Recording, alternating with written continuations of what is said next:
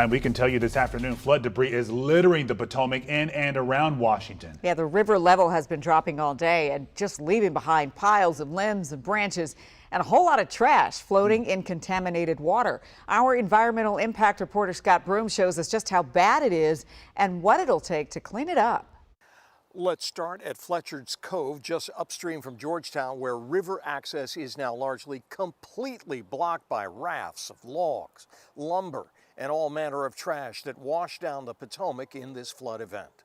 And scenes from Georgetown with debris fouling the thick chocolate-colored water.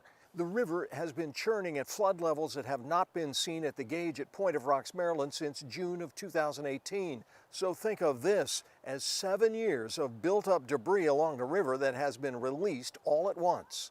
A filthy reminder at Point of Rocks, toilet facilities overrun by water. The Maryland Department of Environment reports today at least 24 sewage overflows that occurred in the western Maryland counties hardest hit by flooding.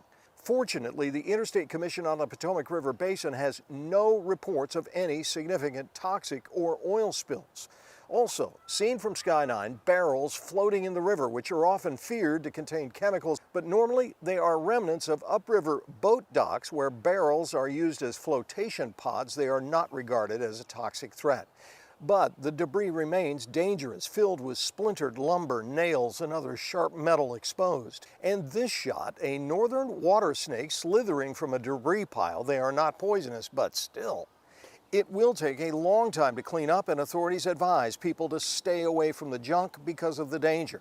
Standing by to react is D.C. Water's fleet of 3 skimmer boats and similar craft operated by the Army Corps of Engineers. John Lyle of D.C. Water showed us the equipment in 2024. We collect about 400 to 500 tons of trash and debris every year. Obviously, it can be dangerous for boats, but also it's just visually unappealing to see trash on the river. And some good news. D.C. Water reported today its Anacostia River project, a mega tunnel designed to catch stormwater and sewage before it spills, in the past few days has caught 168 million gallons of contaminated stormwater from this week's rain in the D.C. region.